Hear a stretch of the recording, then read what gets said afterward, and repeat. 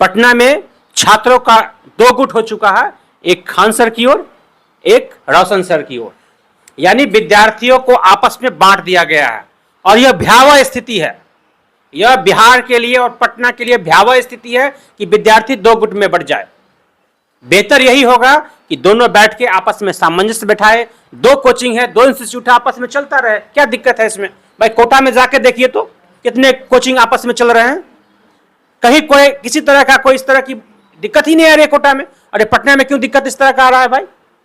अगर एक कोचिंग को दावा कर रहा है कि मैं 10,000 सिपाही भर्ती करा हूं, एक सिपाही रिजल्ट दिया हूं, एक कोचिंग दावा कर रहा है मैं 12,000 सिपाही का रिजल्ट दिया हूं, टोटल 19,000 सीट है और 22,000 का दावा हो रहा है, फिर भी कोई बात नहीं भाई। आपस में टकराने की स्थिति क्यों आ गई? आपस में ऐसी नौबत क्यों आ गई कि दो कोचिंग आपस में टकराए?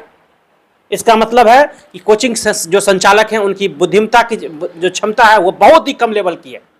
इसलिए कहा गया है कि कोचिंग पढ़ाने वाले जो डायरेक्टर हैं वो कम से कम अच्छे बुद्धि का लोग हो, अच्छे बुद्धि का लोग हो, उनका मानसिक विकास हुआ हो, वो कई सारे मतलब कह सकते हैं कि एकदम वेल क्वालिफाइड लोग होना चाहिए, तब जाके कोटा जैसी स्थिति बनेगी बिहार के। नहीं तो ये बिल्कुल हम आप सोचते रहेंगे कि कोटा से भी अच्छा स्थिति बना देंगे पटना को, बिहार को, लेकिन नहीं बना सकते हैं। ऐसे ऐसे शिक्षकों पर जो आपस में ही टकरा रहा है, बच्चे को दो भाग में बांट दे रहा है, कोई बच्चा कैंडल मार्च निकाल रहा है, कहीं बच्चा भीड़ जुटा रहा है, तो ये स्थिति बिल्कुल गलत है और इस पर बहुत जल्द कोचिंग जो संचालक है उनको सोचना चाहिए।